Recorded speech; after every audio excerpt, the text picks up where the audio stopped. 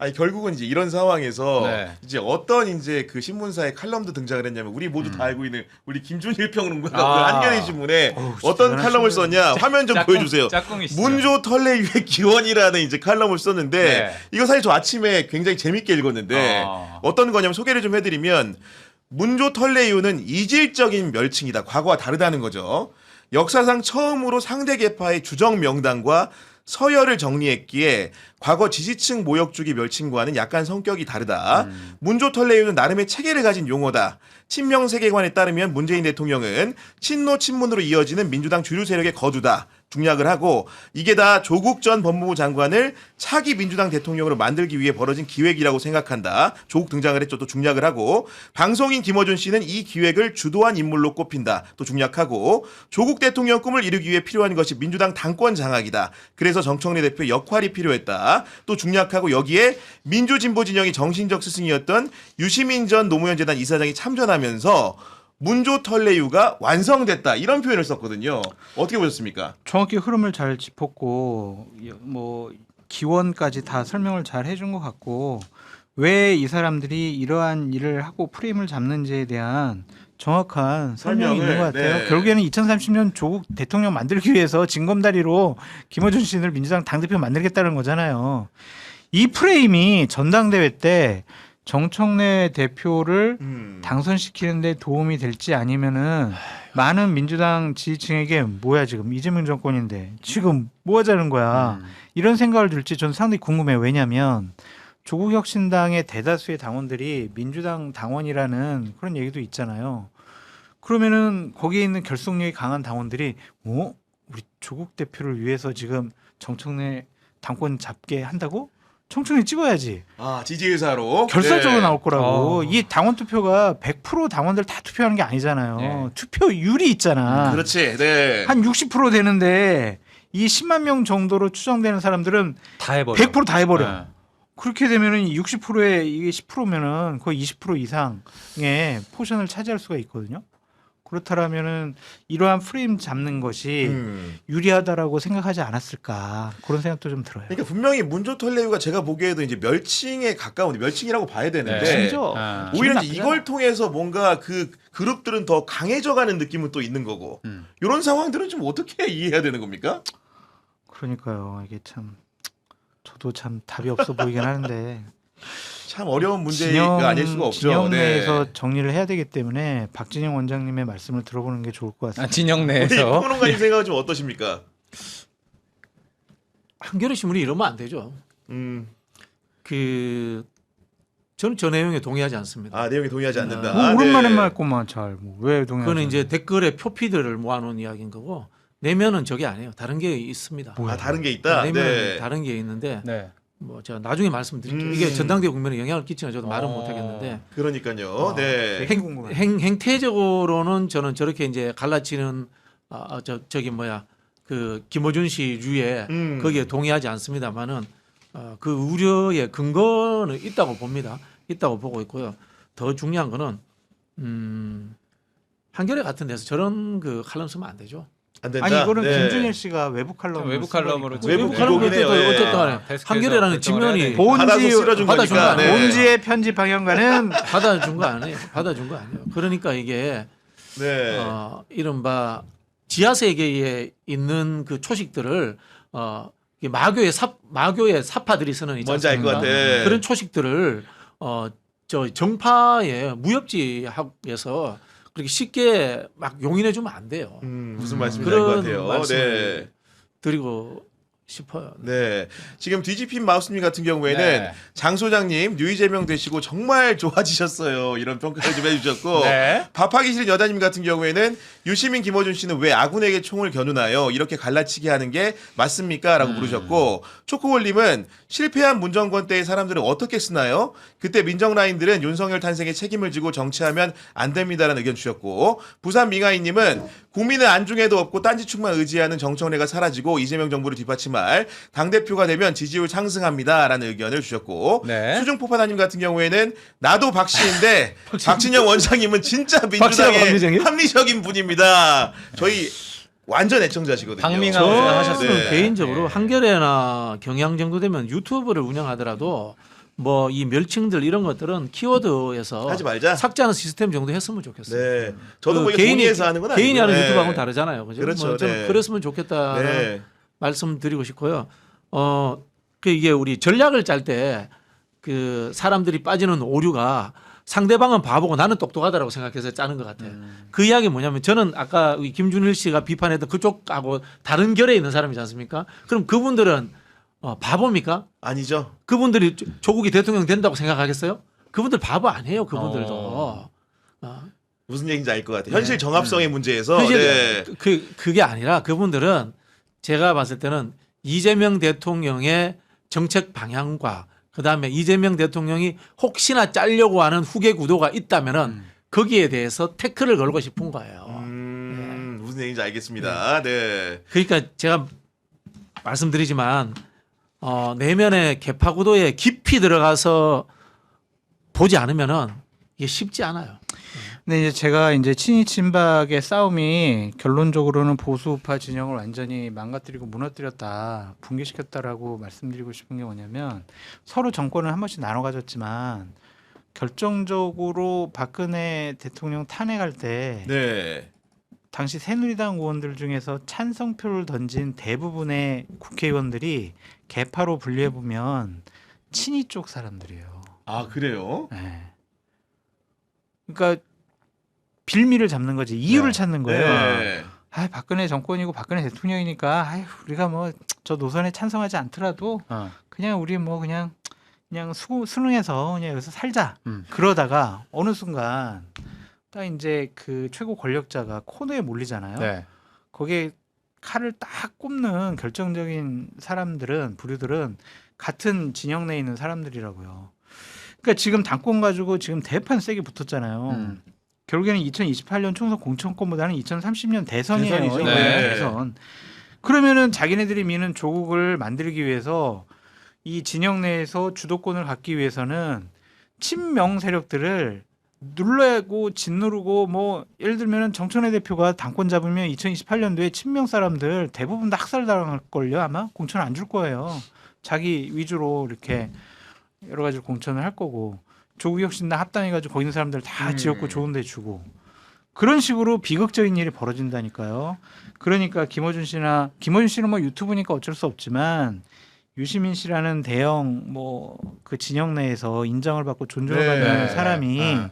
이런 식의 참전하는 것은 적절하지 못하다. 대단히 부적절하고 잘못됐죠. 네. 이게 결국에는 오늘 뭐 다스베이다의 유시민 씨가 뭐 오늘부터 나온다고 하는데, 그것이 훗날에 만약 이재명 정권이 좀 안 좋게 끝나고 진영이 상당히 혼란스럽고 어렵고 2030년에 정권을 못 잡으면 그 시발점은 오늘이다라고 볼 수밖에 없어요. 어떻게 기억될까 오늘이 정청래가 역사 속에서. 다시 연임에 도전하고 그날을 맞춰서 유시민 씨가 등판을 해서 정청래 편을 들고 정청래를 당대표 만들기 위해서 팔을 걷어붙이고 나온 여기서부터 진영의 정권의 비극이 시작됐다라고 나중에 판단할 수밖에 없는 중대한 역사적인 날이에요. 오늘이 네. 굉장히 역사적인 날이네요. 그렇게 어찌 따지면. 보면요. 예. 제가 여기 네. 나왔잖아요. 오늘 며칠이죠?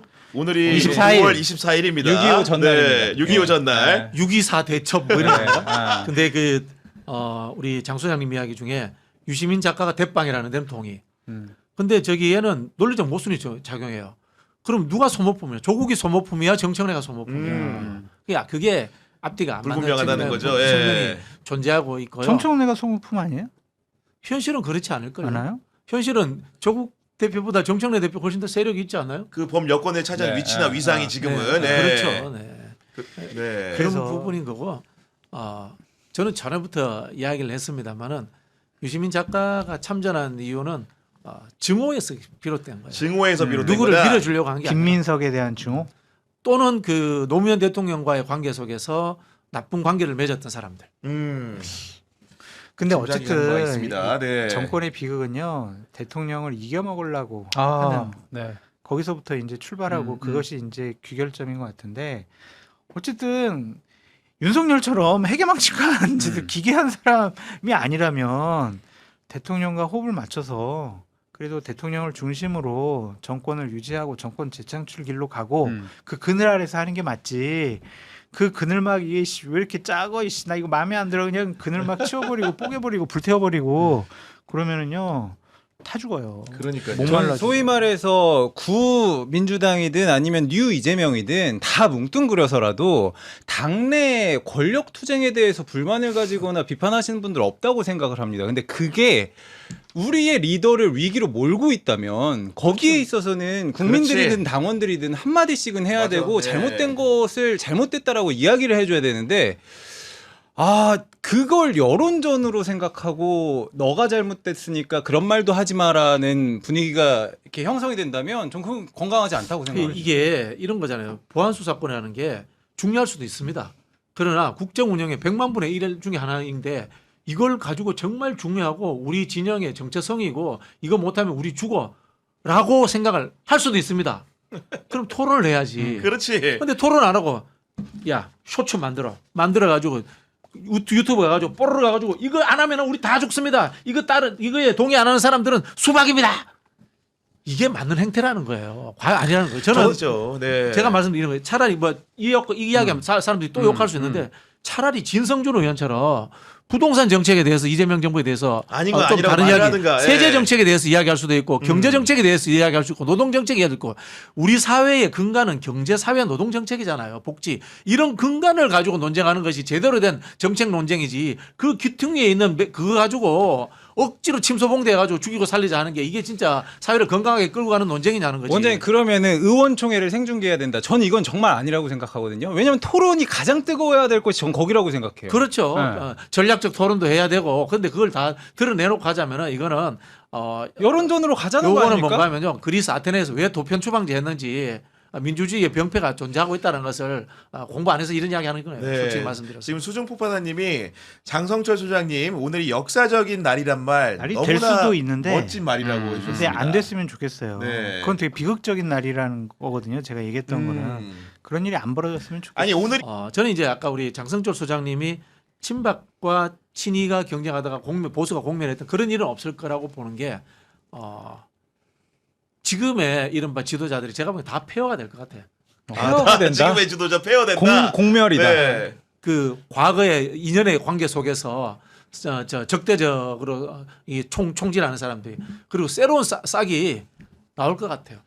그래서 그렇게 어둡지만은 않다라는 생각이 들고 제가 우리 당의 개파 분석을 한번 해드릴게요. 네. 제가 해보니까 친명과 친문은 확실히 지금 결별 상태야. 결별 상태로 친명과 친문은 네, 네. 확실히 그 좀 안 좋아요. 그게 한 8대2 정도 되는 것 같아요. 친명이 8, 친문이 한 2 정도 되는 것 같아요. 네. 근데 여기에 또 다른 범죄, 2차 범주가 친노가 있어. 친노 그렇지. 예. 친노가 또한 80% 되는 것 같아요. 그러니까 그거는 중적- 친이 다른- 친문과 다른 차원의 다른 차원에서 범주가 차원의, 다른 건데 예. 친문은 다 쉽게 말하면은 친노예요. 아니 친노 아닌데도 있네. 민평전 일부 있네. 그죠? 네네. 이게 친문의 한 10% 정도, 절반 정도는 친노야. 그리고 친명의 한 70% 정도가 또 친노야. 그럼 그래도 여기도 훨씬- 안 속하는 건 어디냐? 동교동 동교동. 아. 일부 안 있고 그다음에 네. 과거 민평년 일부, 586 일부가 좀 있고 이런 식이 돼 있고 그다음에 친 DJ도 생각해 보니까 한 80% 되는 것 같아. 아, 친 DJ도 80% 되는 것 같은데 여기에서 친 DJ에 못 속하는 쪽은 친문인 것 같아요. 아, 그렇군요. 이 네. 교집합이 제일 큰 데가 어디냐 찾아보니까 친노가 제일 큰 거예요. 친노가 제일 아. 크다. 네. 그러면은 그 정청래 대표가 여러 가지 문조털레유라는 우리가 부르기 싫은 멸칭도 이제 오가는 와중에 가장 앞에 있는 문재인 전 대통령을 뭐 대표에서 물러나면서 첫 행보로 만났다라는 거는 어떤 정치적 의미와 함의를 주기 위해서라고 보십니까? 일단 다자구도로 본 것 같아요. 상황을. 다자구도다. 네, 일단 친문 20% 잡아놓고 시작한다.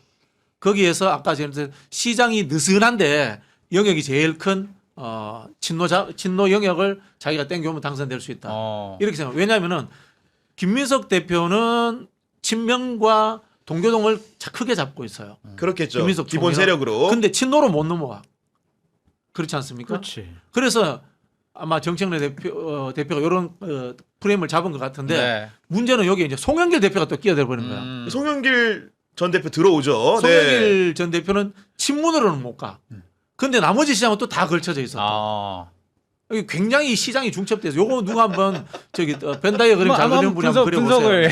분석을 해봐야 될 것 재밌을 것 같아요. 아니, 네. 과거에 친박 친이처럼 단순하지 않은 것 같아요. 이게. 그리고 저는 개인적으로 좀 궁금한 게, 그러니까 이런 그 뭐라고 해야 될까, 어떤 범주의 사람들을 염두에 두고 지금 말하는 거냐면은 지금 자꾸 이제 대통령에 대한 불만 피력하는 분들, 노출이 되게 피력하는 분들한테 뭐라고 물어보고 싶냐면은 결국은 그들이 그토록 원망하는 게 어떻게 보면 조국 후보의 낙선일 수도 있잖아요. 그 중에 하나인데, 그럼 조국 후보의 낙선은 도대체 누구 책임이라고 생각을 하는지. 그건 조국 대표 책임이지 뭐. 아니 그러니까 예를 들면, 그리고 이제 김용남 후보를 공천한 사람은 누구인지 알고 있는지, 예를 들면, 네네네. 그리고 김용남의 후원회장을 맡은 사람은 누구라고 알고 있는지, 김어준이 촉구했던 단일화에 응하지 않은 사람이 누구인지 알고 있는지. 그래서 그렇게 물어보고 제가 싶은 거예요. 그래서 제가 예. 아까 한겨레 신문 칼럼이 맞지 않다라는 거예요. 네. 그 내용이. 그러니까 그게 네. 그 저기 뭐야 이제 저는 소속이잖아요. 당 소속이고 쉽게 말하면 내밀한 이야기들을 많이 알잖아요. 단지 이제 말을 못할 뿐이 나도 답답해요. 그렇지. 답답한데 내면은 그게 아니라니까. 그게 근데 이제 저는 이제 그 김준일 평론가 글에 쓸 수 있어요. 그분은 외곽에서 그렇게 외곽에서 이제 시선을 보는 거니까. 보는 네. 시선이야. 근데 한겨레 신문이 그런 거 실어주면 안 되지. 그 내막을 알 법한 사람들이. 그렇지. 예. 네네네. 무슨 말씀인지 알겠습니다. 근데 실제로 그 지역에서는 전당대회 두고 좀 어떤 평가가 좀 전북에서 오가는 거예요? 제가 그 오늘 사실 이 얘기를 한다고 해가지고 당선되신 기초의원분들한테 전화를 좀 오. 드렸어요. 그랬더니 한숨을 푹 쉬시면서 이거 방송에 나가면 안 돼요 이렇게 얘기를 하시더라고요. 그런 더 해야지. 익명으로 네. 가겠습니다.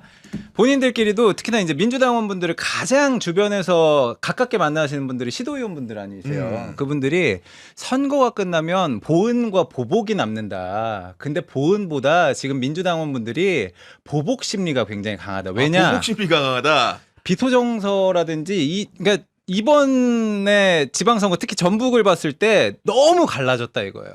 너무 갈라졌고 보이지 않는다. 누가 우리 이재명 대통령이 보이지 않는다 이런 얘기를 하시면서 그러면은 1인 1표제 할 수 있다며 나도 한 표 찍어야지 라고 이야기하시는 분들이 많다라는 이야기를 건너 들었는데 그러면은 저도 이제 시도의원분들 당선인분들한테 그러면은 그 정치 이번에 당선되신 분들은 어떤 생각을 가지고 계세요?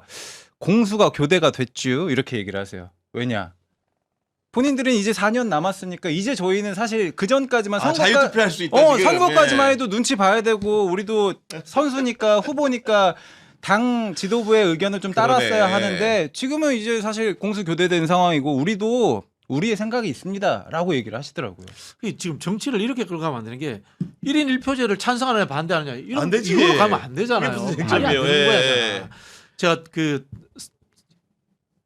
이런 거예요. 1인 1표제 해야 돼요. 그죠? 당연히. 예. 그렇더라도 심의하고 토론하고 후보를 거를 수 있는 장치는 또 있어야 되잖아요. 그죠? 당연히, 예. 또 그런 절차를 또 하나 만들면 되는 거예요. 근데 1인 1표제 찬성할래 반대할래 이렇게 던져가지고 싸움을 붙여버리는 단선적으로, 거야. 예. 보안수사권 할래 폐지할래 있을래 야 아니잖아요. 전문가들의 영역에서 보고 그다음에 실제로 형사소송법 진행해보는 사람들 입장에서 보면은 다른 절충점들이 존재하잖아요. 맞습니다. 그게 존재하도록 해줘야 되는데 왜 자꾸 A, B 나눠가지고 두 개 하나 선택 안 하면 기회주의자 하나 선택 안 하면은 뭐 이상한 사람 뭐 이렇게 자꾸 만들어가냔 말이야. 그러니까 복잡한 세상을 단순화해서 설명하는 건데 그 논리가 들을 때 굉장히 통쾌하고 상쾌하지만 실제로 현실의 정합성도 떨어지고 그렇죠. 설명력도 없고 유용하지도 않아요. 네네. 그런 일들을 우리가 지금 계속 하고 있는 겁니다. 지금 보니까. 네. 예를 들면 이런 거 1인 1표제 같은 경우도 저 같으면은 이렇게 하겠어. 근데 저 같으면 하는 게 의미가 있는 게 제가 전문가예요 그쪽에. 아니 그렇죠. 네. 당 조직 설계하는 전문가예요. 아니 최초에 그다음에 컷오프 같은 경우는 대의원 투표 한번 해봅시다. 그렇게 하면 되잖아, 그죠? 대의원 투표를 하고 그다음에 컷오프 돼서 한 3명 4명 뽑잖아요. 거기에서 전체 투표할 때는 1인 1표제를 합시다. 또 이렇게 하면 되는 거예요. 방법도 다양한 방법이 존재하는 그렇네. 거예요. 네. 참 아무튼 그런 그걸 부분들이, 섞어가지고 예, 대립을 시키려고 하는 거냐 말이야 내 말은. 너무나 아쉬운 범주와 것 층위를 같고. 다르게 하면 되는데. 그리고 자꾸 이제 우리 복잡한 고민들 우리 당원들도 할 수 있고 네. 예를 들면 국민들도 할 수 있는데 자꾸 국민들은 복잡한 문제를 회피한다라는 또 전제가 또 있는 것 같아서 참 그게 서글퍼요. 우리 국민들 똑똑합니다. 아주 똑똑하거든요. 당원들도 똑똑합니다. 예.